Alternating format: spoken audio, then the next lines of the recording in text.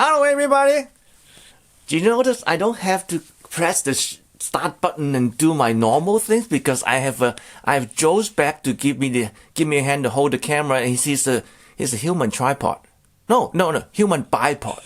Now, the reason he comes here today is he's going to pick up the LPs that I still have, and he has spent 2 hours, maybe a little bit more than 2 hours, to listen to my 8.2S2C system. That's the latest evolutions of this multi-speaker 2-channel setup that I have. And he has told me several things.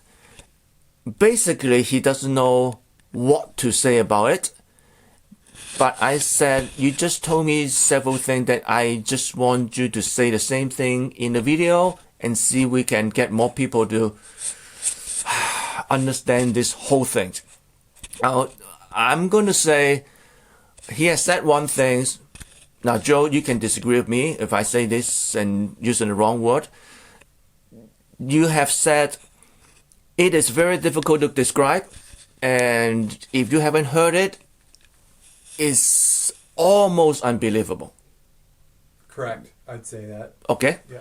So you have heard many songs that your song in this system. What do you think? You have mentioned that it doesn't sound like that you're in the room. No, the room doesn't feel like it has set dimensions, like the walls, like the length and width of the room. So there is no walls, almost. Yeah, I would say. It depended on the recording. So some recordings sounded narrower than others, and then even throughout the song it could change, where it sounded like the soundstage basically widened by 5-10 feet at a time. So it all depended on the recording and how the mix was done. Okay, so the wall is not the limit anymore. And I think it's because the wall, we are not using the wall as a reflective material like the 2-speaker setup as much, because we have the speaker access a active reflective material now. So that's one thing you said about it. And the second thing is, you basically said that it's extremely difficult for anybody that haven't heard this system to believe this is achievable. I would say yes, because I've seen your photos and posts about this, and it's not at all what I thought it would sound like. Yeah, you have heard when I first started, you have heard the 4-speaker, and then you never hear the 6-speaker until today you hear the 8-speaker with the subwoofer at the outside.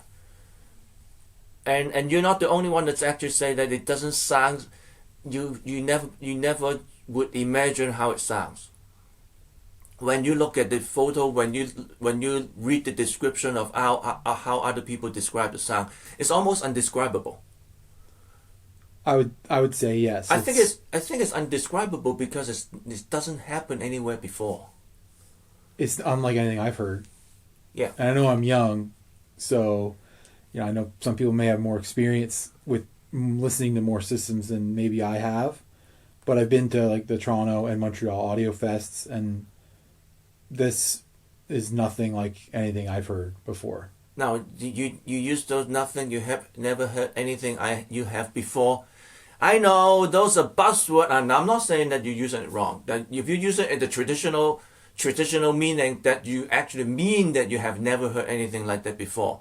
But you know those commentators on the TV show that always use that to make it dramatic. Yeah. But you're not using it that way. No. And what I was surprised at was, I'll just turn the speakers, or turn the camera.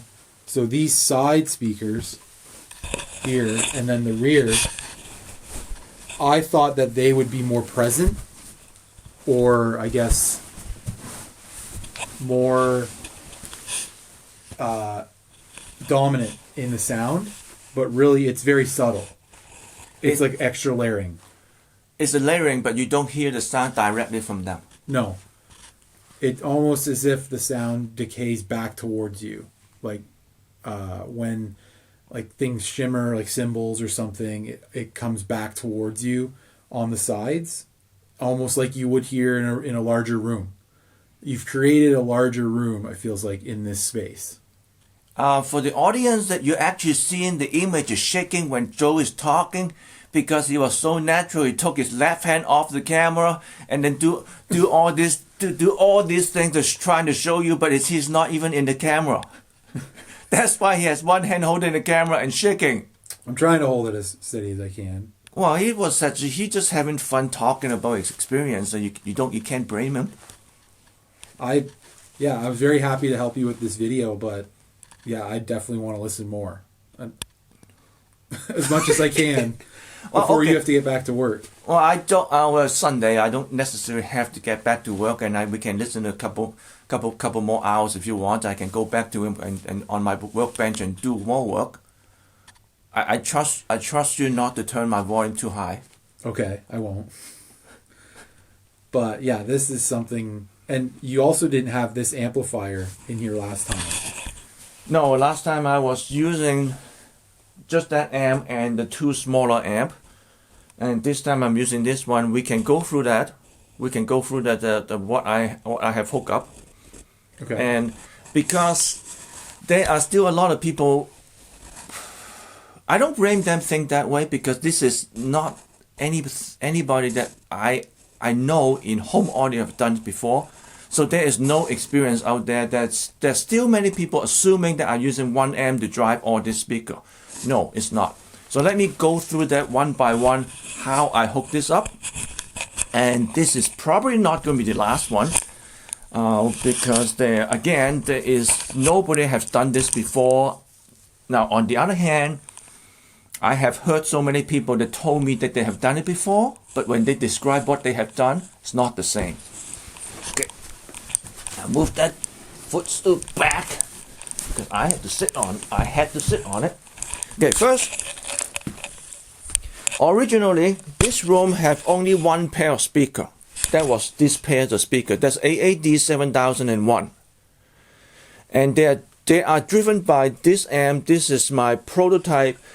It's called the AG 2022, and I have this in Toronto Audio Fest in 2022.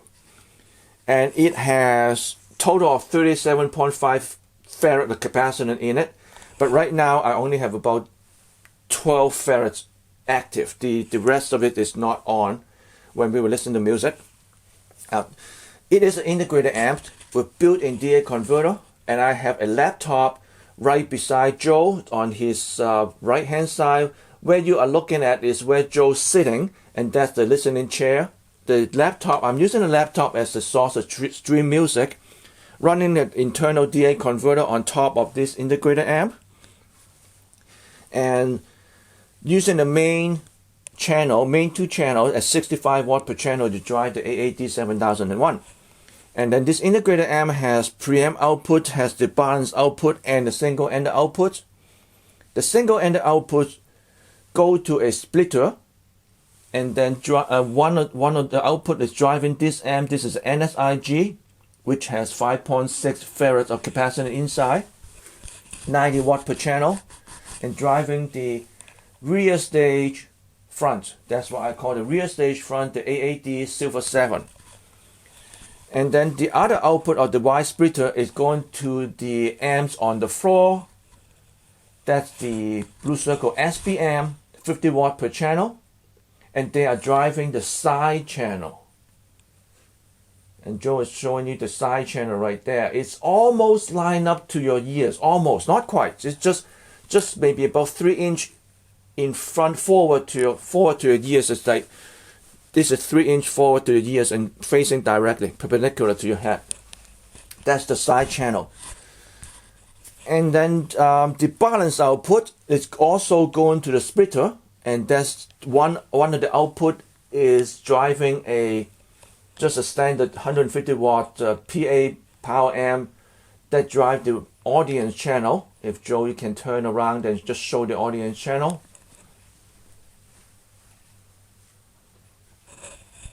That's the audience channel. There's a Unity Audio Fountainhead. And then the other end of this, the right splitter is driving a 300 watt Class D amp. And it is driving a subwoofer, a dual 10-inch subwoofer outside the room. And we have to be careful about the wire.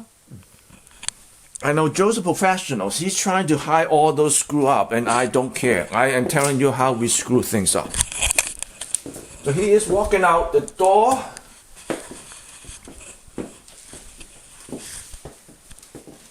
And this are basically, essentially, really, in fact, a roadkill speaker given by one of my dealers.